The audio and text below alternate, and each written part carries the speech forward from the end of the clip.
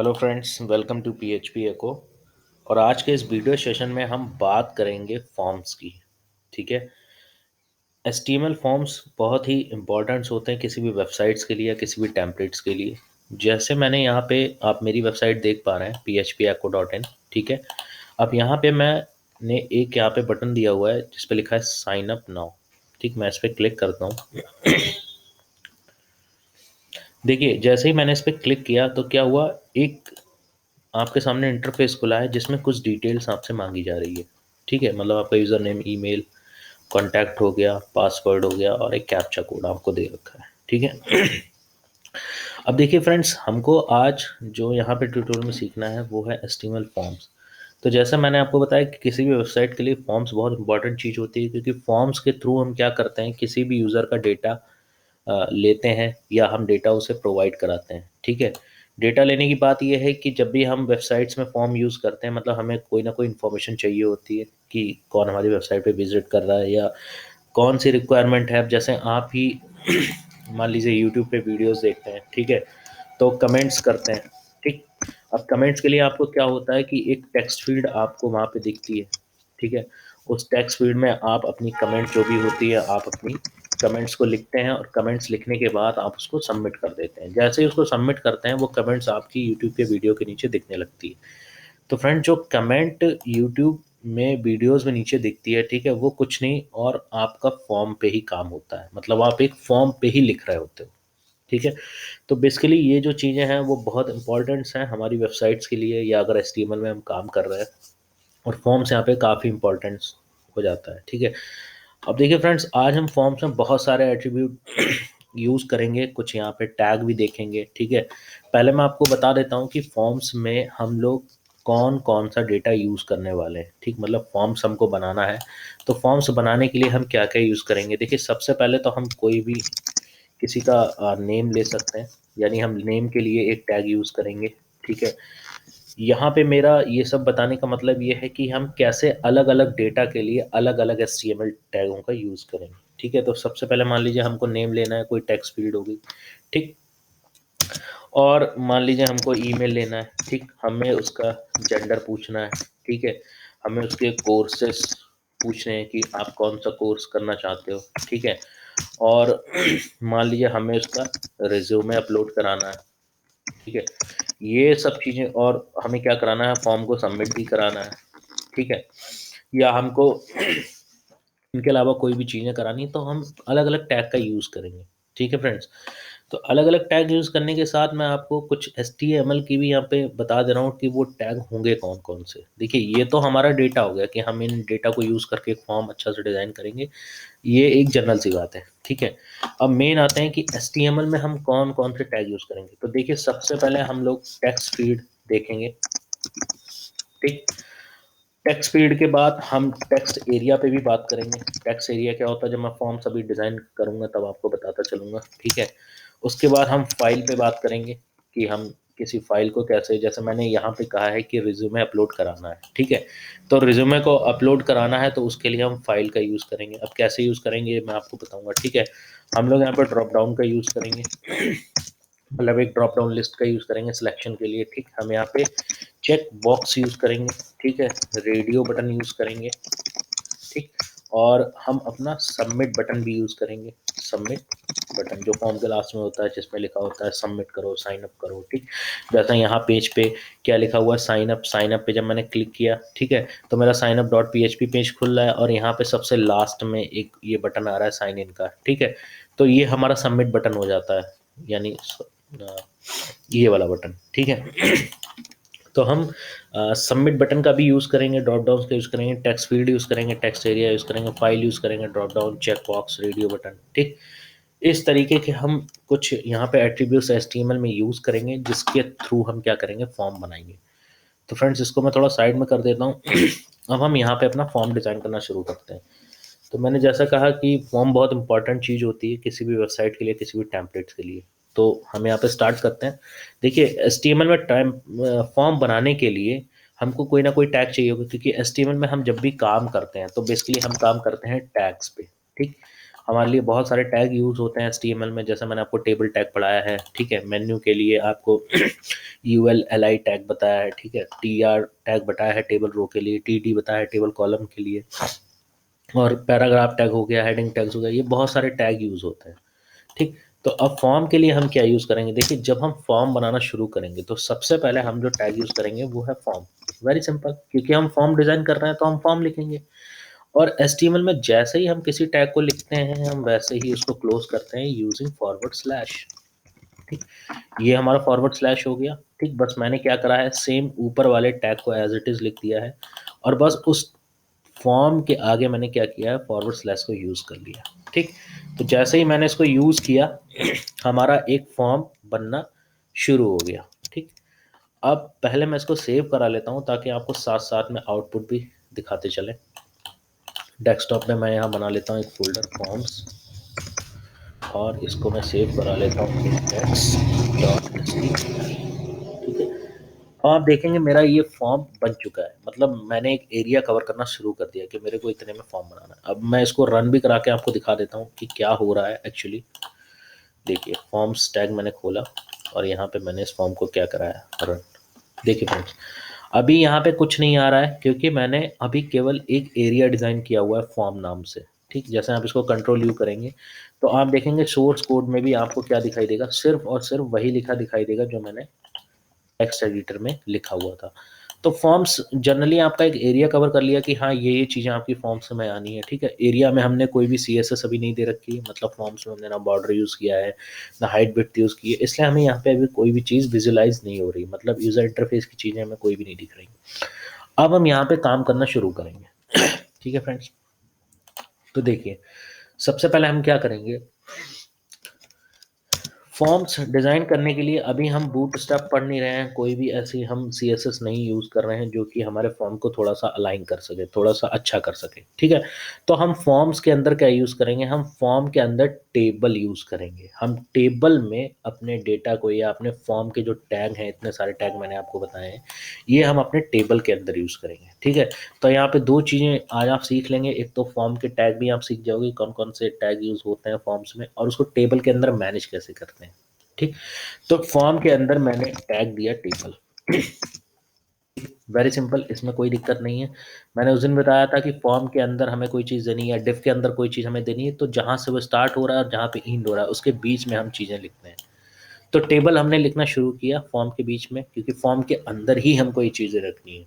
जो टैग हमें फॉर्म के अंदर रखने हैं वो हम फॉर्म टैग के अंदर ही रखेंगे, ठीक है। अब देखिए, टेबल में यहाँ पे हम क्या करते हैं, एक रो पहले बना लेते हैं, क्योंकि रो बाई कॉलम की टेबल होती है हमेशा। तो यहाँ पे अभी हम पहले एक रो बनाते हैं। रो के लिए मैंने क्या यूज़ किया था, TR यूज़ किया था। आपको ध्यान होगा, नहीं ध्यान होगा तो या आज आपका रिवीजन भी हो जाएगा इसमें, ठीक है। तो टेबल मैंने यूज़ की है और टेबल के अंदर मैंने TR यूज़ किया है, ठीक। अब TR के अंदर मैं यहाँ पे दो कॉलम यूज़ कर रहा हूँ, TD, ठीक। एक कॉलम मेरा ये हो गया और TD ये मेरा दूसरा कॉलम हो गया, ठीक है। स्पेसिंग थोड़ी सी मैं इसकी कम कर देता हूँ ताकि आपको एक में ही सारा कुछ दिख जाए अच्छे से, ठीक है। समझ में आपको आ रहा होगा, क्योंकि मैं देखिए, ये हमारा फॉर्म टैग था, उसके बाद में टेबल टैग शुरू किया, ये हमारा एंडिंग टैग और टेबल का, ये हमारी रो बनी हुई है, और रो के अंदर मैंने दो कॉलम्स लिए हैं। इतनी चीज़ें आपको समझ में आ रही होंगी, ठीक है। अब हम क्या करते हैं, देखिए, अब यहाँ पे हम सबसे पहले, मैंने कहा मैं टेक्स्ट फील्ड का यूज़ करूँगा, ठीक। सपोज़ मेरे को किसी भी बंदे का नेम उठाना है फॉर्म से, ठीक। तो नेम उठाना है तो जाहिर सी बात है कि नेम हमको क्या करना पड़ेगा, टाइप करना पड़ेगा, ठीक। जैसा मान लो मैंने यहाँ पे लिखा PHP आपको, तो इस नेम को उठाने के लिए मेरे को यहाँ पे नेम टाइप करना पड़ा, तभी तो जाके ये मेरे को दिखेगा या मुझे पता लगेगा कि आपने पर्टिकुलर किस डेटा को यहाँ फॉर्म में भरा हुआ है, ठीक। तो अगर हमें इस तरीके का डेटा चाहिए होता है जिसमें हमें यूज़र से चाहिए होता है, कुछ हमें टाइप चाहिए होता है कि हाँ हमें ये टाइप करवाना है, नेम टाइप करवाना है या ईमेल टाइप करवाना है, तो उस टाइम पे हम यूज़ करते हैं टेक्स्ट फील्ड का, ठीक। अब टेक्स्ट फील्ड लिखते कैसे हैं, देखिए, सबसे पहले यहाँ पे लिखोगे आप इनपुट, ठीक। स्पेस दोगे, ठीक है। देखिए, ये TD है हमारा और ये TD है, मतलब ये कॉलम जो टीडी हमारा पहला कॉलम है, इसके बीच में अभी हम लिखना शुरू कर रहे हैं इनपुट। ठीक, इनपुट के बाद हमने लिखा टाइप, और टाइप यहाँ पे क्या है, टाइप एक एट्रीब्यूट है। आप देख लें यहाँ पे ATTR लिख के आ रहा है, मतलब टाइप एक एट्रीब्यूट है। और एट्रीब्यूट को यूज़ करने का तरीका मैंने क्या बताया कि आप, सॉरी, एट्रीब्यूट यूज़ करने का तरीका मैंने बताया कि आप इक्वल टू लगाओगे और डुअल कोट्स लगाओगे, और उसके बाद आप इसको ऐसे इस तरीके से क्लोज कर दोगे। ठीक है, देखिए आपने लिखा इनपुट टाइप। अब टाइप में यहाँ पे हमें क्या लिखना पड़ेगा, मैंने कहा था कि एट्रीब्यूट टाइप आपने यूज़ कर लिया, लेकिन यहाँ पे हम कुछ वैल्यू रखेंगे। तो वैल्यू हमें टेक्स्ट फील्ड यूज़ करनी है, तो वैल्यू में यहाँ पे क्या रख देंगे, टेक्स्ट। सिंपल, आपको टेक्स्ट फील्ड यूज़ करनी है तो आप लिख देंगे टेक्स्ट। ठीक है, अब देखिए ये हमारा टीडी क्लोज था, ये हमारा टीडी ओपन था, इसके बीच में हमने रखा है इनपुट टाइप टेक्स्ट। ठीक है फ्रेंड्स, इसको आप क्लोज नहीं करोगे तभी भी ये चलेगा, कोई दिक्कत नहीं है। अगर आप इसको क्लोज भी करना चाहो तो इसके फिर लास्ट में आप फॉरवर्ड स्लैश लगा सकते हो। ठीक, और नहीं भी लगाओगे तब भी कोई दिक्कत नहीं है। तो इसको सेव करते हैं और हम अपना कुछ आउटपुट देखते हैं, क्या हमारा कोई टेक्स्ट आ रहा है, क्या हमारा कोई यहाँ पे डेटा आ रहा है। तो इसको मैं रिफ्रेश कराता हूँ। ठीक है, देखिए फ्रेंड्स, यहाँ पे जैसे मैंने रिफ्रेश कराया, देखिए यहाँ पे एक टेक्स्ट फील्ड आ रही है जिसमें मैं नाम लिख सकता हूँ। मैंने लिखा PHP को हाय। मैं यहाँ पे स्पेशल कैरेक्टर्स का भी यूज़ कर सकता हूँ, मतलब ये टेक्स्ट फील्ड हमारी सब कुछ रीड करेगी, आप जो भी इसमें टाइप करेंगे वो सारी चीज़ें इसमें होती जाएंगी। ठीक है, अब देखिए फ्रेंड्स, यहाँ पे हमें ये नहीं पता लग पा रहा है कि इस टेक्स्ट फील्ड में हमें लिखना क्या, नेम लिखना है, ईमेल लिखना है, मतलब हमारे पास कोई प्रायर इन्फॉर्मेशन नहीं है। तो इसको यूज़ करने के दो तरीके हो सकते हैं। एक तो आप इसके सामने लिख दो नेम, और इस तरीके से आप डैश दे दो, सेव करा लो इसको। ठीक, अब देखिए हमें ये पता लग पा रहा है कि यहाँ पे पर्टिकुलर हमें किसी का नेम लिखना है। ठीक है, लेकिन जैसे आजकल क्या है, स्टाइलिंग अच्छे से यूज़ हो रही है, तो आप नेम के साथ साथ एक चीज़ और यूज़ कर सकते हो जिसमें आप बता सकते हो कि आप अपने नेम में स्पेशल कैरेक्टर नहीं यूज़ करो। अब देखिए फ्रेंड्स, आपने यहाँ पे लिख तो दिया नेम, ठीक है, बंदे को समझ में आ गया, हाँ यहाँ पे हमको नेम लिखना है, जैसे मैंने लिख दिया PHP echo। लेकिन सपोज मैंने यहाँ पे ऐसे लिख दिया PHP @ ये लिख दिया, फिर स्पेशल कैरेक्टर यूज़ कर लिए। ठीक, तो आपने यहाँ पे ये तो बताया नहीं उसको कि यहाँ पे आपको नेम लिखना है, तो सिंपल एक नेम लिखना है, कोई भी स्पेशल कैरेक्टर या अदरवाइज चीज़ों का यूज़ नहीं करना है। आप चाहते हो वो भी चीज़ हम इसमें कहीं ना कहीं दिखा दें कि भैया जो नाम होना चाहिए वो बिल्कुल सिंपल होना चाहिए, इसमें कोई भी स्पेशल कैरेक्टर नहीं यूज़ होना चाहिए। तो देखिए फ्रेंड्स, इस तरीके की इन्फॉर्मेशन को हम यहाँ पे तो लिख नहीं सकते कि नेम के आगे हम लिखते हैं do not use special character, थोड़ा सा ऑड लगेगा, ये थोड़ा सा लंबा भी हो जाएगा। तो हम उसके लिए क्या यूज़ करते हैं, उसके लिए हम एक और एट्रीब्यूट यूज़ करते हैं टेक्स्ट फील्ड में ही, जिसमें हम लिखते हैं प्लेस होल्डर। ठीक, प्लेस होल्डर यहाँ पे एक एट्रीब्यूट है, यूज़ करने का तरीका वही, इक्वल टू डुअल कोट्स। ठीक, अब देखिए प्लेस होल्डर में हमें क्या लिखना है। ठीक, प्लेस होल्डर में हमें वही चीज़ लिखनी है जो हमें वहाँ पे दिखानी है। हम यहाँ पे लिख देते हैं do not use special characters. ये हमने प्लेस होल्डर वाले एट्रीब्यूट में डुअल कोट्स के अंदर लिख दिया do not use special characters. ठीक, मैंने इसको सेव कराया, सेव। अब इसको मैं रिफ्रेश कराता हूँ। अब देखिए फ्रेंड्स, आपका इसमें लिख के आ रहा है डोंट यूज़ स्पेशल कैरेक्टर।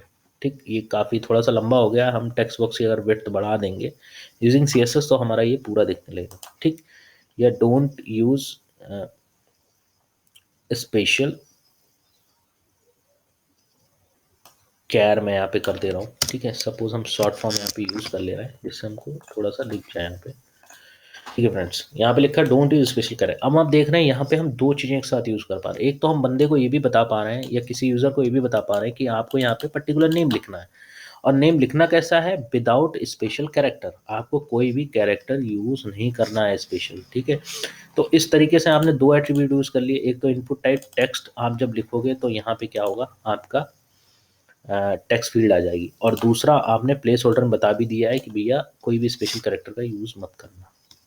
ठीक है फ्रेंड, तो ये आपको थोड़ा सा समझ में आ रहा है। ठीक, अब देखिए ये हमने एक टीडी के अंदर किया था। ठीक, ये हमने मतलब पहले कॉलम के अंदर किया था। देखिए ये हमारा, मैं इसको थोड़ा सा अलाइन कर लेता हूँ। हाँ, ये देखिए ये हमारा पहले कॉलम के अंदर था, ठीक। अब हम क्या करते हैं, अभी हमें दूसरे कॉलम का भी यूज़ करना है, तो दूसरे कॉलम में हम क्या करते हैं, सपोज़ हमने ईमेल लेना है, ठीक, मतलब हमको एक टेक्स्ट फील्ड और लेनी, तो हमने यहाँ पे लिख दिया ईमेल, डैश लगाया और यहाँ पे लिख दिया इनपुट, टाइप यहाँ पे एक एट्रीब्यूट है इक्वल टू डुअल कोट्स और इसको ऐसे हमने कर दिया बंद। यहाँ पे फिर हमने लिख दिया टेक्स्ट, ठीक, और प्लेस होल्डर में हमने लिख दिया यूज @ फॉर ईमेल। सेव कराते हैं फ्रेंड्स, और सेव कराने के बाद हम इसको रन कराते हैं। देखो दूसरे में हमारे क्या आ रहा है, ईमेल आ रहा है, उसमें भी एक टेक्स्ट फील्ड आ रही है, उसमें हमने लगा दिया यूज फॉर ईमेल, मतलब ईमेल के लिए आप कोई ना कोई @ यूज करें, मतलब आप @ का यूज कर सकते हैं, बाकी स्पेशल करेक्टर आप यूज नहीं कर सकते हैं। सपोज मैंने लिखा कॉन्टैक्ट @php echo.in, तो हमारा ये एक मेल हो गया, ठीक, ये मेरी ऑफिशियल मेल है मेरी वेबसाइट्स की, ठीक है। अब मान लो किसी ने ऐसे लिख दिया, तो हमें उसको बताना है कि भैया ईमेल में हमेशा @ यूज़ होता है, ठीक है, तो आप स्पेशल कैरेक्टर का यूज़ कर सकते हो, बाकी किसी का यूज़ नहीं कर सकते। तो ऐसी छोटी मोटी इन्फॉर्मेशन हम प्लेस होल्डर में दे सकते हैं, ठीक। अब देखिए फ्रेंड्स, यहाँ पे दो चीज़ें आपने सीख ली हैं, टेक्स्ट फील्ड कैसे डिज़ाइन करते हैं या टेक्स्ट फील्ड को कैसे हम फॉर्म में डिज़ाइन करते हैं, ठीक। अब नेक्स्ट हम बात कर लेते हैं टेक्स्ट एरिया की। तो टेक्स्ट एरिया अभी हम बाद में यूज़ करेंगे, क्योंकि टेक्स्ट एरिया हमारा थोड़ा सा बड़ा टेक्स्ट बॉक्स होता है, ठीक है। अभी हम यूज़ कर लेते हैं फाइल्स की, ठीक। अब देखिए फ्रेंड्स, फाइल्स के लिए हम क्या करते हैं, एक रो में हमारी दो चीज़ें आ चुकी हैं, मतलब नेम और ईमेल आ चुका है, उसके लिए अलग अलग दो कॉलम्स बने हुए हैं। अब हम एक रो और बना लेते हैं, देखिए tr, मैंने एक रो और बना ली है यहाँ पे, ठीक, और इसके अंदर भी मैं दो कॉलम बना लेता हूँ, td, ठीक, और एक कॉलम td, ठीक है। आप देख रहे हैं फ्रेंड्स, यहाँ पे एक रो हमारी ये बनी हुई थी, ठीक, जिसमें हमने टेक्स्ट फील्ड बना ली, और दूसरी रो में हमने दो कॉलम अभी और बना लिए, जिसमें हम आगे HTML की कोडिंग करेंगे, ठीक। तो एक हमें क्या करना है, फाइल। अब देखिए फाइल HTML का भी एक इम्पॉर्टेंट एट्रीब्यूट है। जैसे आप कहीं पे फॉर्म भरते हैं तो आपसे रिज्यूमे वगैरह मांगा जाता है कि अपना रिज्यूमे दे दीजिए या कोई PDF फाइल अपलोड कर दीजिए, ठीक। तो इस तरीके के एक्शन को परफॉर्म करने के लिए हम फाइल का यूज़ करते हैं। अब देखिए मान लीजिए हमको रिज्यूमे चाहिए, तो हमने यहाँ पे लिखा रिज्यूमे, ठीक। अब रिज्यूमे क्या है, हमें फाइल सिलेक्ट करनी है, मतलब हमें हमारे सिस्टम में कहीं ना कहीं हमारा रिज्यूमे पड़ा होगा, तो हमें उसको सिलेक्ट करना है ताकि हम उसको सेंड कर चुके हैं। और सिलेक्ट करने के बाद वो हमारे फॉर्म में दिखने लगे कि हमने ये चीज़ पर्टिकुलर सिलेक्ट कर रखी है, ठीक। तो यहाँ पे हम उसके लिए लिखेंगे इनपुट टाइप, टाइप एक एट्रीब्यूट है, तो इक्वल टू डुअल कोट्स और इसको ऐसे क्लोज कर दिया, ठीक। यहाँ पे हम लोग लिखेंगे फाइल। देखिए फ्रेंड्स कितना सिंपल है, जो जो टैग मैंने आपको यहाँ पे बताए हैं वैसे ही टैग मैं ज़्यादातर यूज़ कर रहा हूँ यहाँ पे, ठीक। मैं क्या यूज़ कर रहा हूँ कि HTML में यूज़ ही होता है। तो सब हमने यहाँ पे देख दिया कि हमको रिज्यूमे चाहिए है और इनपुट टाइप फाइल। अब देखिए इसमें आप प्लेस होल्डर नहीं दे सकते हैं, आप CSS स्क्रिप्ट का यूज़ करके कुछ हद तक इसमें वो काम कर सकते हैं, लेकिन इसमें आप प्लेस होल्डर नहीं दे सकते, क्योंकि ये कोई टेक्स्ट बॉक्स नहीं है, ये आपका एक बटन होगा जहाँ से आप चीज़ों को उठाएंगे। अब कैसे उठाएंगे, पहले इसका आउटपुट देखते हैं। तो इसको फ्रेंड मैं सेव करता हूँ, सेव करने के बाद इसको रन कराता हूँ। ये देखिए रिज्यूमे, और रिज्यूमे के बाद यहाँ पे लिखा है चूज फाइल, ठीक। तो मैंने जैसे कहा था कि यहाँ पे आप प्लेस होल्डर यूज़ नहीं कर सकते। प्लेस होल्डर कैसे यूज़ करेंगे, क्योंकि टेक्स्ट बॉक्स तो है नहीं जो हम अलग से इन्फॉर्मेशन दिखाएं। यहाँ पे लिख के आ रहा है नो फाइल चूजन। देखिए फ्रेंड्स, ये इसकी अच्छी बात है कि जब भी कोई आप यहाँ पे चीज़ चूज़ नहीं करते रहोगे तो ये दिखाता रहेगा नो फाइल चूजन, मतलब हमने कोई फाइल अभी चूज़ नहीं की।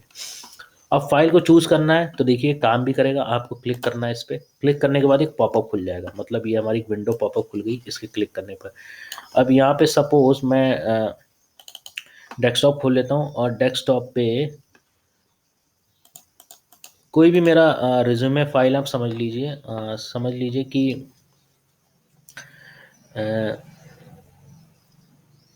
हाँ चलिए, मेरे में लिखा हुआ है बाय पेमेंट मी, ये मेरे पास एक फ़ाइल पड़ी हुई है। सपोज़ मेरी ये कोई मेरी फ़ाइल है या कोई PDF फ़ाइल है या कोई कैसी भी फ़ाइल है, मेरे को ये चूज़ करनी है।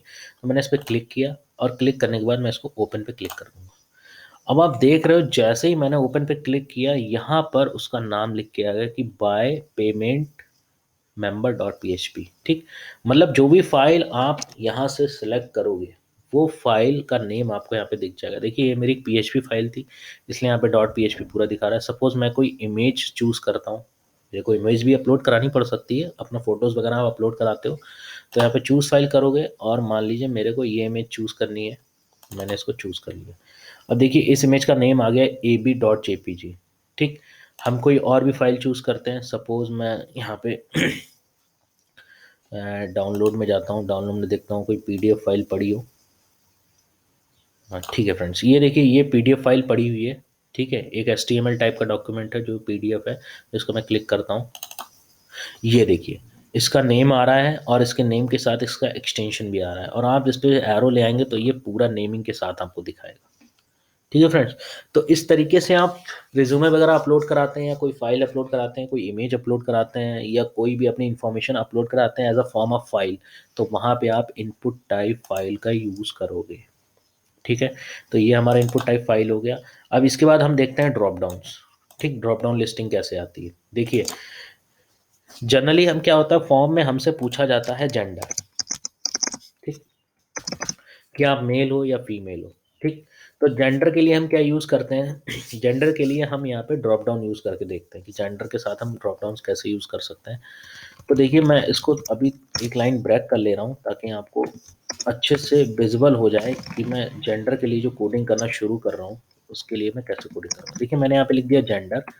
अब इसके आगे मैं लिखना शुरू करूँगा जो मेरे को ड्रॉप डाउन यूज़ करना है। देखिए उसके लिए हम लिखेंगे सेलेक्ट, और सेलेक्ट को वैसे ही बंद कर देंगे क्योंकि हम एचटीएमएल पढ़ रहे हैं, है ना।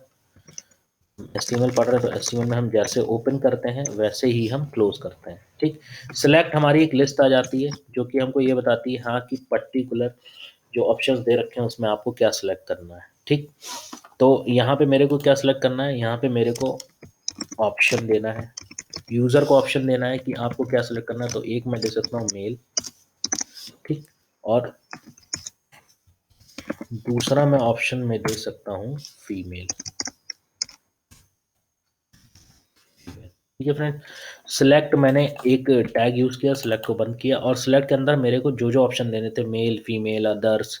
ठीक, या जैसे हम कैटेगरी में लगाते हैं जनरल एसटी एससी ओबीसी, तो वहाँ पे हम इसी तरीके की लिस्ट का यूज़ करते हैं। अब ये एक तरीके की हमारी ड्रॉप डाउन बन जाएगी। देखिए कैसे, मैं इसको सेव कराता हूँ और मैं इसको रन कराता हूँ। ठीक, आप देख रहे हैं यहाँ पे लिख के आ रहा है जेंडर, और जेंडर में मैंने क्या यूज़ किया है मेल और फीमेल। तो आप देख रहे हैं, सॉरी यहाँ पे एक ही लिस्ट आ रही है, दूसरी लिस्ट हमारी, हाँ बिल्कुल मैंने यहाँ पे ऑप्शन की स्पेलिंग गलत कर रखी है। ठीक है, मैं इसको सेव कराता हूँ और रन कराता हूँ। यस, ठीक, आप देख रहे हैं कि यहाँ पे मेरा मेल आ रहा है और नेक्स्ट मेरा फीमेल आ रहा है। तो मेरे को मेल चूज़ करना है तो मैं मेल पे क्लिक कर दूंगा। ठीक है, मेरे को फीमेल चूज़ करना है तो मैं फीमेल पे क्लिक कर दूंगा, तो वो चीज़ मेरी यहाँ पे चूज़ हो जाएगी, सिलेक्ट हो जाएगी। ठीक है फ्रेंड, तो इस तरीके से हम ड्रॉप डाउन लिस्टिंग का यूज़ करते हैं। अब इसमें आप ऑप्शन बढ़ाते रहोगे तो इसमें बहुत सारी चीज़ें बढ़ती रहेंगी। जैसे मान लीजिए मैंने एक ऑप्शन और यूज़ कर लिया, ओपी ऑप्शन, यहाँ पे मैंने यूज़ कर लिया अदर।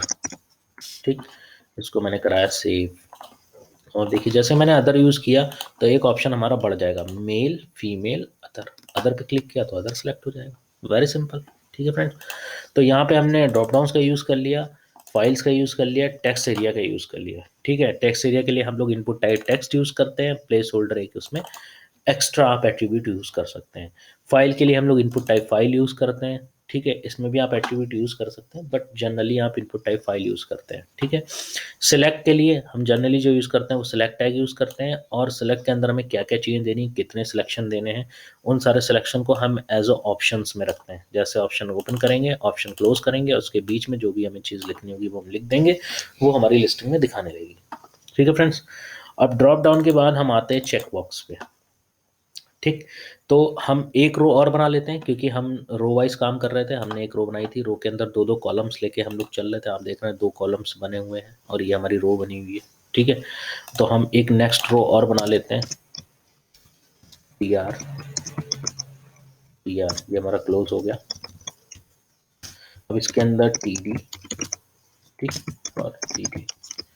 ये काम वैसे ही करना है, कोई बहुत ज़्यादा रॉकेट साइंस नहीं है कि बहुत ज़्यादा आपको मेहनत लगने वाली है, ठीक है। सिंपल चीज़ें आपको याद रखनी है। नेक्स्ट हमने रो यहाँ पे ये वाली बना ली है और इस रो के अंदर मैंने 2 कॉलम्स यूज़ कर लिए। अब पहले कॉलम्स में मेरे को सपोज़ यूज़ करना है कोर्स, COURSE, कोर्स। अब देखिए कोर्स का सिलेक्शन जो हो सकता है वो मल्टीपल हो सकता है, ठीक है। मैं यहाँ पे लिखता हूँ, जैसे मैंने लिखा PHP, ठीक। अब देखिए पीएचपी को मुझे सेलेक्ट कराना है, मेरे को चेक्ड कराना है कि यार पीएचपी आपको लेना है, एचटीएमएल लेना है, जावास्क्रिप्ट लेनी है। तो अब मैं चेक बॉक्स कैसे बनाऊंगा, देखिए पीएचपी लिखा, अब पीएचपी के आगे मैं लिखूंगा इनपुट टाइप, ठीक। अब देखिए टाइप हमारा यहाँ पे एक एट्रीब्यूट था, तो हमने इक्वल टू लगाया, डुअल कोट्स लगाया और इसके अंदर हम लोग लिखेंगे चेक बॉक्स। ये वैसे ही बिल्कुल लिखना है जैसे यहाँ पे मैंने आपको नेम दिए हैं। कुछ नेम है जो अलग हो सकते हैं, ठीक है। जैसा ड्रॉप डाउन में हमें ड्रॉप डाउन नहीं, यहाँ पे सिलेक्ट लिखना था, ठीक। लेकिन आप देखेंगे ज़्यादातर चीज़ जो है वो एज इट इज़ यूज़ हो रही है जैसे यहाँ पे नेमिंग दी है। तो चेक बॉक्स में मेरे को इनपुट टाइप चेक बॉक्स लिखना होगा। जैसे हम टेक्स्ट के लिए क्या लिखते थे, इनपुट टाइप टेक्स्ट, ठीक। सिंपल आपने देखा इनपुट टाइप टेक्स्ट लिख रखा है, लेकिन मेरे को टेक्स्ट नहीं चाहिए, मेरे को चेक बॉक्स चाहिए, तो मैंने लिख दिया simple input type check box, ठीक। अब मैं यहाँ पे क्या करता हूँ, एक और कोर्स ले लेता हूँ HTML। HTML के आगे भी मैं ये यूज करूंगा इनपुट टाइप, ठीक, और यहाँ पे चेक बॉक्स, ठीक है फ्रेंड्स। तो इसको हम लोग सेव कराते हैं। देखो इसको मैं थोड़ा सा ब्रेक कर लेता हूँ ताकि आपको देखने में थोड़ा सा आसानी रहे कि किस कॉलम के अंदर हम लोग क्या यूज़ कर रहे हैं, ठीक। तो इस कॉलम के अंदर हम लोग कोर्स एक यूज़ कर रहे थे, उस कोर्स में हमने PHP लिया था, PHP के आगे एक चेक बॉक्स और HTML के आगे एक चेक बॉक्स। इसको सेव करते हैं और इसको रन कराते हैं। यप, आप देख रहे हो कि यहाँ पे हमारा कोर्स आ रहा है, कोर्स से आगे PHP आ रहा है, PHP को हम चेक कर सकते हैं, ठीक। कोर्स मल्टीपल आप चेक कर सकते हो, तो हम HTML को भी चेक कर सकते हैं, नो डाउट, आप बिल्कुल कर सकते हैं, ठीक है फ्रेंड्स। तो यहाँ पे आप देख रहे हो कि चेकबॉक्स का यूज़ कितना बेहतरीन यूज़ होता है फॉर्म में। आप मल्टीपल यूज़ कर सकते हो। सपोज़ मेरे को एक कोर्स और चाहिए रहता है स्क्रिप्ट या जावा स्क्रिप्ट का या JS का, तो उसके लिए भी मैं JS लिखता और उसके बाद चेकबॉक्स बना देता। चेकबॉक्स की एक खासियत ये है कि आप इसको चेक कर सकते हो और दोबारा इस पर क्लिक करोगे तो ये अनचेक भी हो जाएगा, ठीक है। तो ये था हमारा चेक बॉक्स, ठीक। अब इसके बाद हम बात करते हैं, देखिए बहुत ही सिंपल तरीके से यूज़ यहाँ पे करके आपको बता रहे हैं। इनपुट टाइप टेक्स्ट लिखोगे तो आपका टेक्स्ट बॉक्स आ जाएगा, इनपुट टाइप चेक बॉक्स लिखोगे तो चेक बॉक्स आ जाएगा, इनपुट टाइप फाइल लिखोगे तो आपका चूज़ करने वाला बटन आ जाएगा आपको, ठीक है। अब नेक्स्ट हम यूज़ करते हैं रेडियो का, ठीक। अब देखिए रेडियो बटन बेसिकली यूज़ होता है किसी भी सिंगल चेक के लिए। जैसे मान लीजिए हमको करना है जॉब, या हमको ये करना है वर्क टाइप, वर्क टाइप हमने यहाँ पे दे दिया। अब वर्क टाइप में हमारे पास दो चीज़ें हो सकती हैं, या तो हम पार्ट टाइम करें या हम फुल टाइम करें। तो पहले हमने दे दिया पार्ट टाइम, ठीक। पार्ट टाइम के आगे मैं देता हूँ रेडियो बटन। अब देखिए रेडियो बटन में हम लोग वैसे ही लिखेंगे जैसे नेम लिखा हुआ है, मतलब इनपुट टाइप इक्वल टू और डुअल कोट्स, ये हम प्रॉपर्टी यूज करते हैं इक्वल टू और डुअल कोट्स लगा के। और इसमें मैंने यहाँ पे लिख दिया रेडियो। रेडियो बटन नहीं लिखना होता है फ्रेंड्स, सिर्फ लिखना होता है रेडियो, ठीक है। अब पार्ट टाइम हो गया हमारा, अब हम एक फुल टाइम का भी बना लेते हैं। देखिए हमने यहाँ पे लिखा फुल, ठीक, और यहाँ पे भी इनपुट टाइप रेडियो।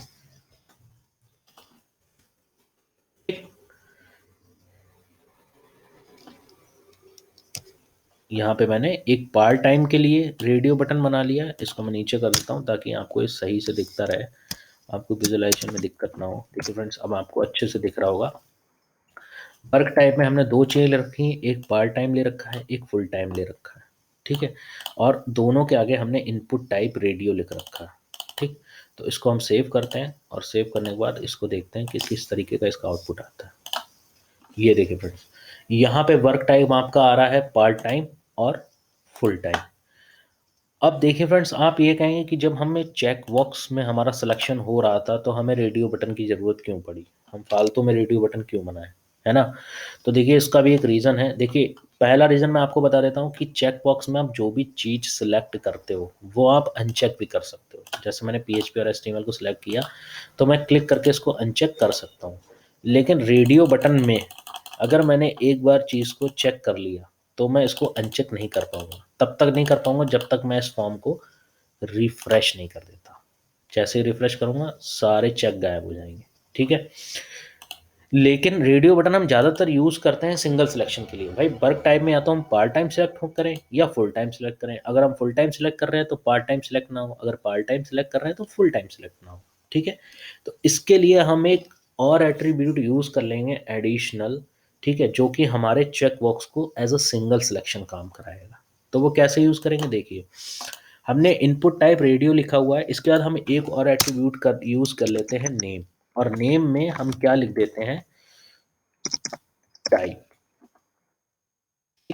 अब नेम यहाँ पे कुछ भी हो सकता है। टाइप लिख रखा है, आप अपना नाम लिख सकते हो, आप अपने कंप्यूटर्स का नाम लिख सकते हो, अपने फेवरेट का नाम यहाँ पे लिख सकते हो, कुछ भी आप लिख सकते हो। ठीक, नेम डजंट मीन कि इसका टाइप लिखा है तो टाइप ही होगा। यहाँ पे तो आपको इनपुट टाइप ही यूज करना पड़ेगा। ठीक है। लेकिन जो नेम एट्रीब्यूट है, ये नेम एट्रीब्यूट इंडिपेंडेंट है, ये डिपेंडेंट नहीं है। आप कोई भी नाम यूज कर सकते हो। जैसे मैंने यहाँ पे मान लो यूज कर लिया PHP एको। ठीक। और फ्रेंड्स अब हमें क्या करना है, यही सेम नेम हमको कॉपी करना है और इसके अंदर भी हमको सेम नेम यूज कर लेना है। ठीक। जो नेम मैंने फर्स्ट में यूज किया पार्ट टाइम में, वही मैंने फुल टाइम यूज कर लिया। अब मैं इसको सेव कराता हूँ। देखिए, अब देखिए, अब मैंने पार्ट टाइम यूज किया है। ठीक है, एक तो ये अनचेक नहीं होगा। लेकिन सपोज मुझे पार्ट टाइम में मुझे फुल टाइम करना था, तो मैंने यहाँ पे क्लिक करा। ये देखिए फ्रेंड्स, जैसे ही मैंने क्लिक करा आपने देखा पार्ट टाइम से चेक हटके हमारा फुल टाइम में चला गया। ठीक। पार्ट टाइम फिर से मेरे को चेक करना, तो मैंने फिर से इधर क्लिक किया तो फुल टाइम से चेक बॉक्स हट के पार्ट टाइम में आ गया। ठीक। अब आपको ये कन्फ्यूज़न हो रहा होगा कि यार जब हम नेम एट्रीब्यूट यूज़ करके रेडियो बटन को सिंगल सिलेक्शन बना सकते हैं तो चेक बॉक्स को क्यों नहीं बना सकते। तो आपका ये भी कन्फ्यूज़न दूर कर देते हैं। देखिए, मैं यहाँ पे नेम PHP एको ही ले रहा हूँ, कॉपी करता हूँ और इसको मैं यहाँ पे इक्वल देकर कर देता हूँ। देखिए ये हमारे चेक बॉक्स है, इनमें भी हम क्या करते हैं, सेम नेम का यूज़ करते हैं। आप नेम कोई भी ले सकते हो, कोई दिक्कत नहीं है, लेकिन जो आप यूज़ कर रहे हो वो आप सेम यूज़ करो। ठीक है। भाई रेडियो बटन्स में भी हमने सेम नेम यूज़ करा तो वो हमारा एज अ सिंगल सिलेक्शन होने लगे। क्या चेक बॉक्स में भी हम लोग सिंगल सिलेक्शन यूज़ कर सकते हैं as a name attribute use करके? अगर हम ऐसा कर पाए तो हम चेक बॉक्स की यूज़ करें फालतू में, है ना। चलो इसको सेव कराते हैं और देखते हैं। देखिए फ्रेंड्स, यहाँ पे भी सेम नेम यूज़ किया है मैंने, यहाँ पे भी सेम नेम यूज़ किया है। मैं यहाँ पे चेक कराता हूँ, देखिए। ठीक। अब सेम नेम यूज़ किया है तो जैसे रेडियो बटन में हमने ये यूज़ किया है, और अगर हम फुल टाइम पे करते हैं तो पार्ट टाइम वाला हट जाता है, और पार्ट टाइम वाला करते हैं तो फुल टाइम वाला हट जाता है। लेकिन यहाँ पे क्या है, जैसे मैंने PHP चेक किया हुआ है और मैंने HTML पे भी चेक किया, तो आप देख रहे हो कि PHP वाला चेक नहीं हटा है। मतलब चेक बॉक्स को एज अ सिंगल सिलेक्शन हम लोग यूज़ कर सकते हैं, लेकिन उसको रिस्ट्रिक्ट नहीं कर सकते। मतलब चेक बॉक्स आपका बेसिकली जो यूज़ होता है वो मल्टीपल चीज़ों को सिलेक्शन के लिए यूज़ होता है।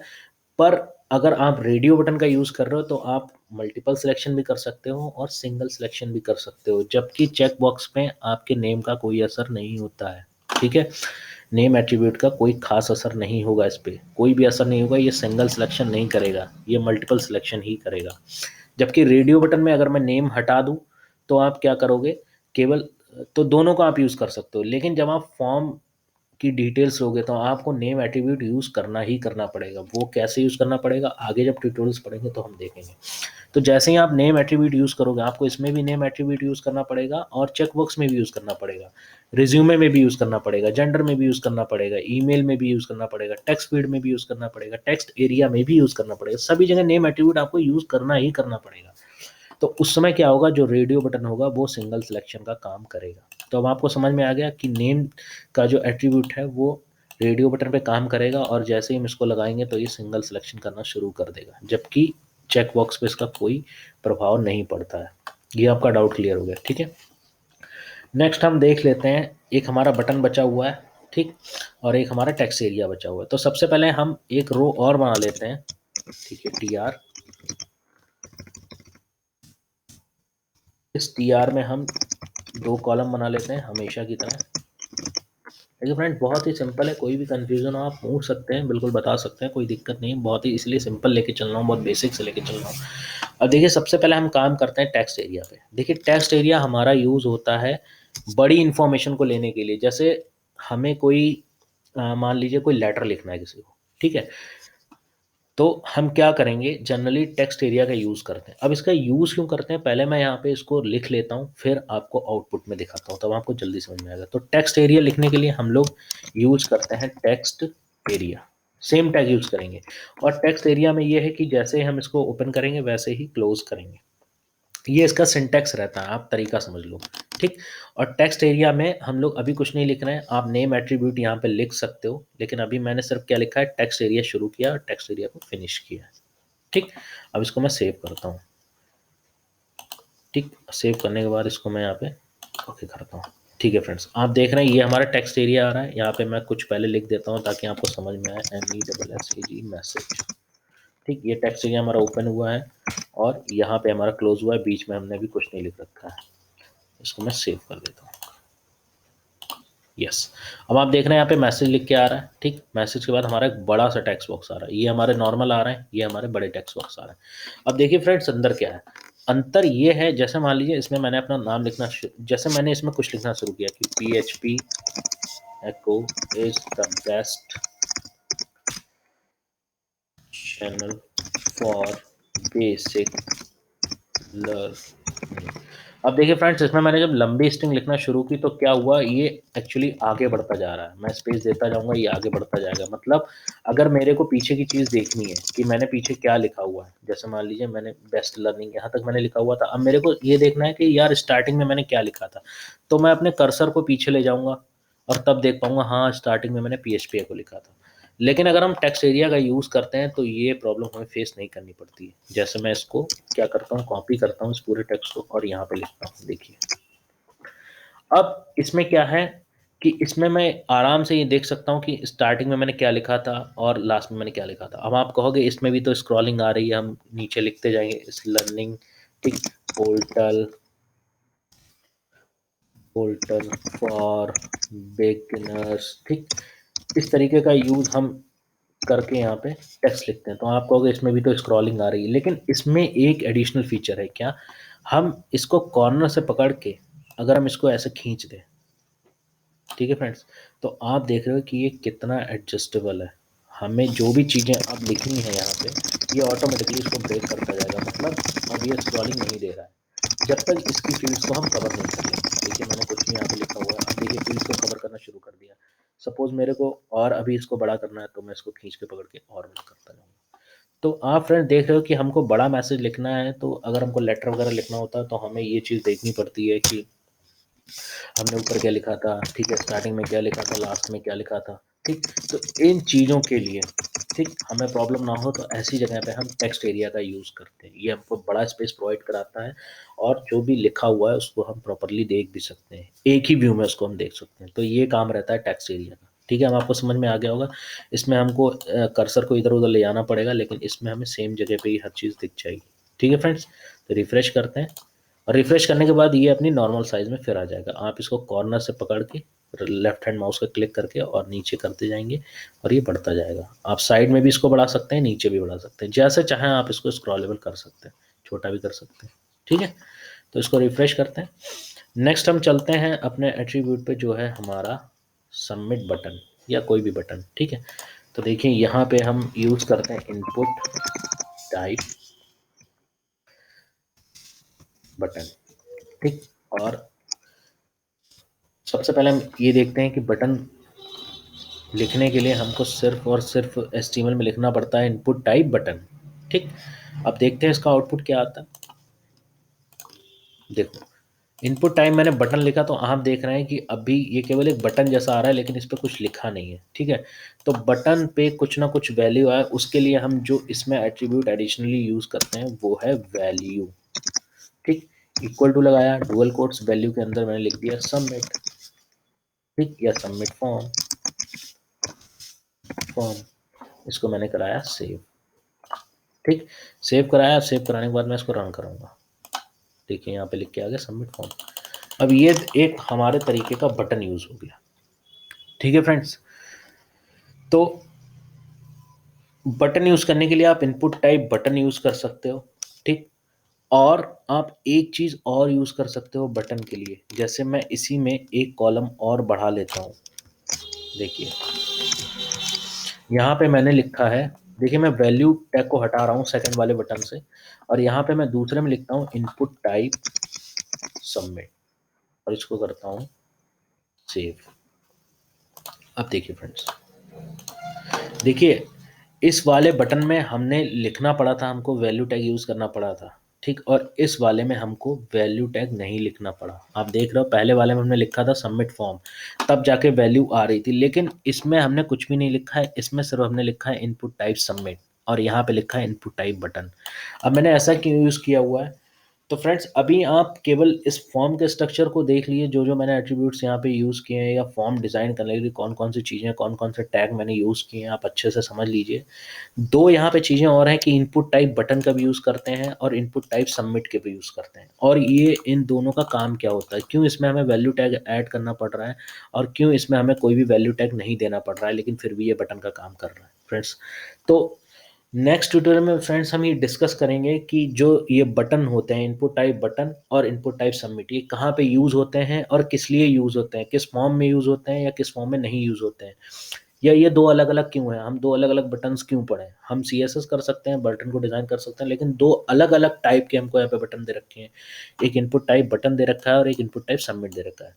तो फ्रेंड्स नेक्स्ट ट्यूटोरियल में हम ये देखेंगे कि इन बटन को कैसे हम डिफरेंशिएट कर सकते हैं, ठीक है। तो ये हम लोग नेक्स्ट ट्यूटोरियल में देखेंगे, लेकिन उससे पहले आपको एक बार और रिवाइज करा दें। सबसे पहले हमने क्या किया था, देखिए टेक्स्ट फील्ड यूज़ की थी। टेक्स्ट फील्ड के लिए हमने क्या यूज़ किया था, देखिए इनपुट टाइप टेक्स्ट का यूज़ किया था। प्लेस होल्डर एक एडिशनल एट्रीब्यूट है जिसमें हम और इन्फॉर्मेशन दे सकते हैं, ठीक। उसके बाद हमने एक सिलेक्शन की लिस्ट यूज़ की थी जिसमें मल्टीपल सिलेक्शन कर रहे थे। मल्टीपल क्या मतलब, मल्टीपल सिलेक्शन से एक सिंगल सिलेक्शन ले रहे थे, मेल फीमेल अदर, ठीक है। इस तरीके से हम यूज़ कर सकते हैं, ये आपकी जगह कम घेरेगा, एक ही टेक्स्ट बॉक्स में आपको सारी लिस्टिंग दिखा देगा। आप चेकबॉक्स का यूज़ कभी कर सकते हैं, और आप सिंगल सिलेक्शन के लिए इस लिस्ट की जगह आप रेडियो बटन भी यूज़ कर सकते हैं, लेकिन रेडियो बटन आपकी जगह ज़्यादा लेगा क्योंकि इसमें हर एलिमेंट्स के लिए आपको अलग अलग रेडियो बटन बनाना पड़ेगा, ठीक है फ्रेंड्स। चेकबॉक्स हमारा मल्टीपल सिलेक्शन करता है, एक साथ हमको कई सारी चीज़ें उठानी है फॉर्म से, तो चेकबॉक्स का यूज़ करेंगे हम लोग। रेडियो बटन सिंगल सिलेक्शन करता है, ठीक है, इसकी तरह बिल्कुल लिस्टिंग की तरह, लेकिन ये जगह नहीं लेगी, ये उतनी ही जगह में सारी लिस्टिंग दिखा देगी, लेकिन रेडियो बटन आपका थोड़ा सा जगह ले लेगा, ठीक है। उसके बाद हमने टेक्स्ट एरिया पढ़ा था। टेक्स्ट एरिया में फ्रेंड्स हम प्लेस होल्डर दे सकते हैं, क्यों, क्योंकि मैंने बताया था कोई भी अगर आप टेक्स्ट बॉक्स यूज़ कर रहे हो तो आप प्लेस होल्डर दे सकते हो। टेक्स्ट एरिया में दो तरीके हैं प्लेस होल्डर देने के, आप एक तो प्लेस होल्डर दे सकते हो, और आप चाहें तो आप इसके बीच में भी कुछ लिख सकते हो, जैसे मैंने लिखा PHP एको, तो ये एज अ टेक्स्ट एरिया में टेक्स्ट का काम करेगा, ये भी आपका लिख के आएगा, ठीक। लेकिन ये आपकी एक वैल्यू हो जाएगी, देखिए लिख के आ रहा है PHP को, तो मेरे को उसको हटाना पड़ेगा जब भी मैं एवरी टाइम लिखूंगा, ठीक। लेकिन अगर मैं यहाँ पे प्लेस होल्डर यूज़ कर लेता हूँ टेक्स्ट एरिया में, प्लेस होल्डर, और प्लेस होल्डर में ये डाल देता हूँ, देखिए, तो देखिए अब मेरे को इसको रिमूव नहीं करना पड़ेगा, मतलब मैं लिखना स्टार्ट करूंगा और ये वैसे ही काम कर रहा है जैसे हमारे टेक्स्ट बॉक्स में काम होता है, ठीक है फ्रेंड्स। तो टेक्स्ट एरिया में भी आप प्लेस होल्डर यूज़ कर सकते हो, नो डाउट, कोई दिक्कत नहीं है। और उसके बाद आप बटन को दो तरीके से यूज़ कर सकते हो। तो फ्रेंड्स ये था हमारा फॉर्म डिज़ाइन करने का तरीका कि हम HTML फॉर्म कैसे डिज़ाइन करते हैं, उसको कैसे अलाइन करते हैं। आपने देखा कि हम इस तरीके से फॉर्म के मल्टीपल एट्रीब्यूट्स डिज़ाइन कर सकते हैं। नेक्स्ट ट्यूटोरियल में फ्रेंड्स हम लोग देखेंगे कि जो ये दो बटन मैंने यूज़ किए हुए हैं, ये दो बटन हम क्यों यूज़ कर रहे हैं, क्यों इनपुट टाइप बटन यूज़ करते हैं, क्यों इनपुट टाइप सबमिट यूज़ करते हैं, इनमें अंतर क्या है और अलग अलग क्यों यूज़ करते हैं। तो फ्रेंड्स अगर वीडियो आपको अच्छी लगी हो तो लाइक करिए, चैनल को सब्सक्राइब करिए, और अगर कोई भी कन्फ्यूज़न है तो आप पूछ सकते हैं बेझिझक। तो मिलते हैं नेक्स्ट ट्यूटोरियल में। Thank you so much.